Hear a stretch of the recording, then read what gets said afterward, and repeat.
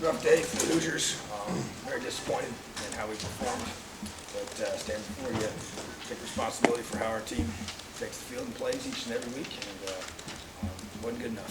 In my mind, had established the standard how we're going to play. Both sides of football and the special teams in all three phases weren't good enough today. So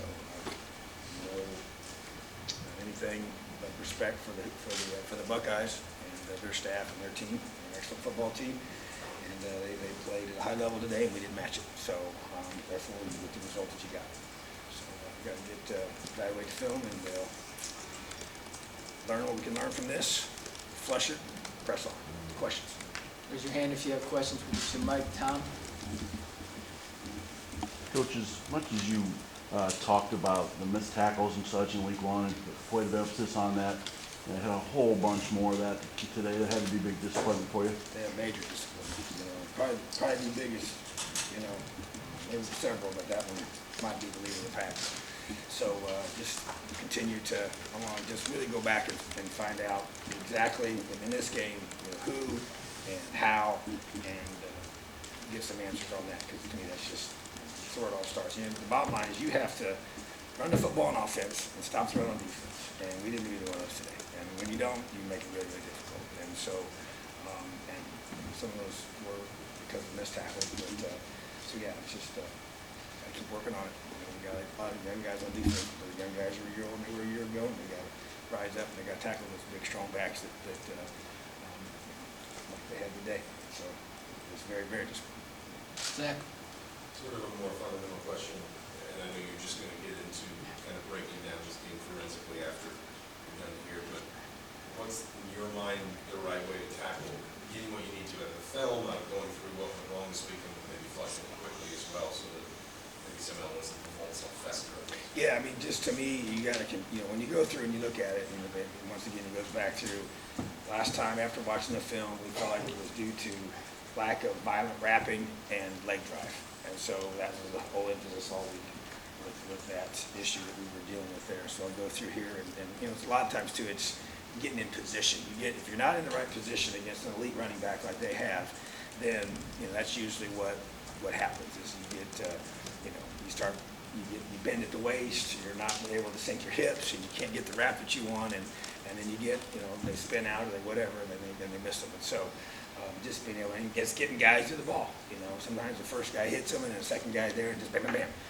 So it's just, to me, it's just their tempo had something to do with it too. They go really, really fast. They really do. They do a great job with that. They always have, and it's just one of those things where today it really kind of mounted for us. And so, but now we got to. I'm not going. The first thing I'm going to do when we get done here is watch the film and figure out the tackling piece. That's takeaways, tackling, and effort. That's what we install every day on our defense. So that's the primary focus for me. Jeff? At this point in time, when do you expect Michael Penix to be back at quarterback? I really don't know. Don't think it's going to be long term. So we'd like to get him back as soon as possible, and he'll be rehabbing, and getting himself squared away, resting today and tomorrow and Monday and Tuesday and Wednesday, and we'll see what next week, how that unfolds, So, but I think it's kind of a week-to-week thing at this point.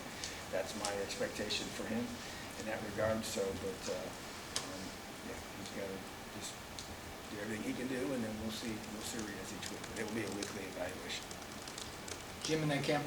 Coach, I know the running game goes along with passing, and the quarterback situation plays into that. But 3 games in, is the running game or the lack of production there becoming a part of a concern? It is for me. Yeah, I don't. It's not good enough. So, and I said it. And so we got to sit there and once again evaluate. And I know, they had lots to do with that today. But at the same time, yeah, it's not good enough. 3 games in, you got a chance to get a pretty decent test case on where you're at, and it's got to be more effective. There's no doubt about it. So starts up front, ends up front. Cam? Tom, you kind of use the same words to describe big-time games in your tenure here, saying it's big opportunities to change the culture of the program. When the results don't kind of manifest on the field, how do you keep going to the well to try to keep Well, you know what? That's where grit comes in. And that's why that wasn't just our word for this week. It's our word for the whole season. And it's perseverance and passion towards a long-term goal. And I feel like I have a pretty good perspective on this program, where this program has been, and where we're trying to get this program.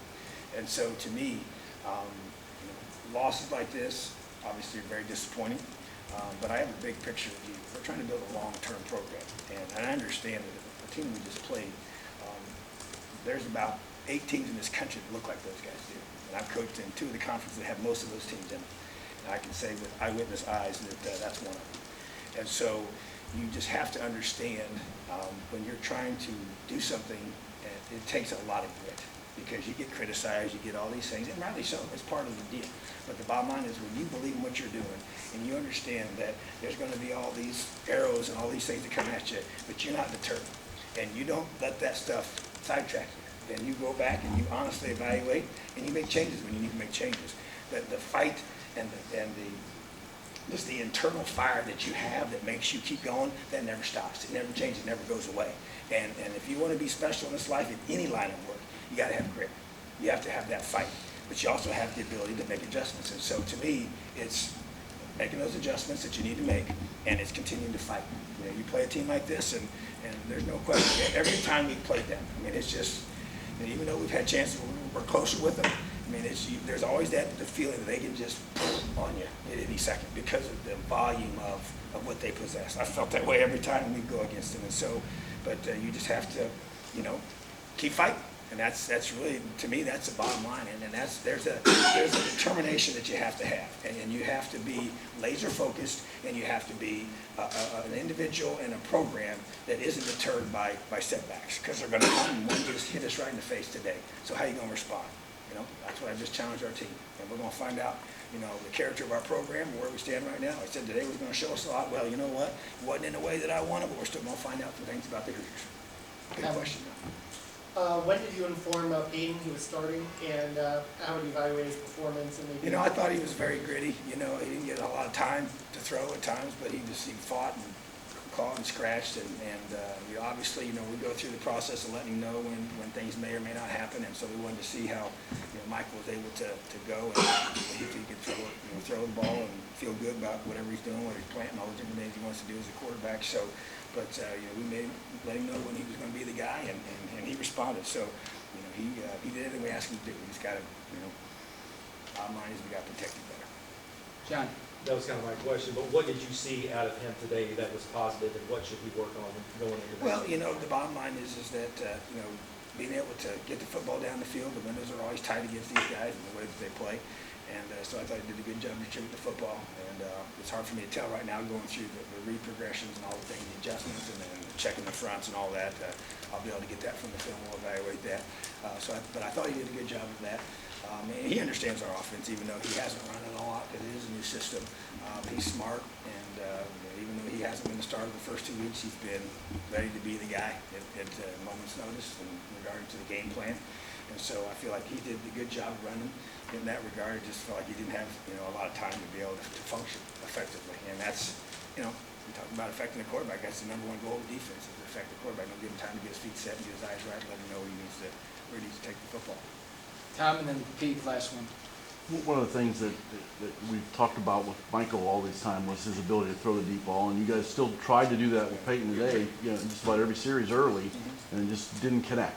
But, and so it just, there's a lot of, different things with that. I think, Michael does a really good job. That's one of his strengths, and that's something that you need to be able to create some of those chunk plays against teams. You're not going to be able to systematically just, move the chains, 75, 80 yards against this kind of a team. And you need to get those chunk plays to be able to create that momentum and also get you down to that. But what that really kind of comes to me, we had the chance right before the block punt. There's a third down and just need to get that completion.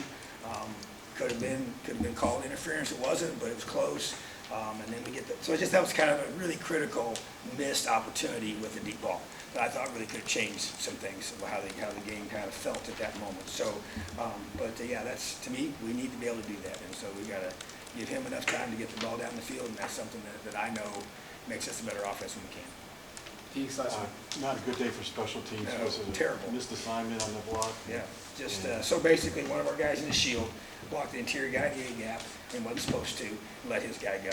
And, to me, block punts are they just make me sick, because you don't win many games when you get a punt block. You can go back and look at the history. It's very rare that happens. And so a huge mistake by our special teams unit, and then he got flustered and he, shanked the next punt, which was not like him, so just really frustrated with those. You get a punt block, it's like cardinal sin in special teams play, so I'm going to tick about that for a while, but that's, once again, I'm responsible for everything, so we got to make sure that never happens again. Those are big. And our special teams have been good the first 2 weeks, so they got to be big every week. These can't be, most of the time, it's got to be all the time. All right, thanks, Tom.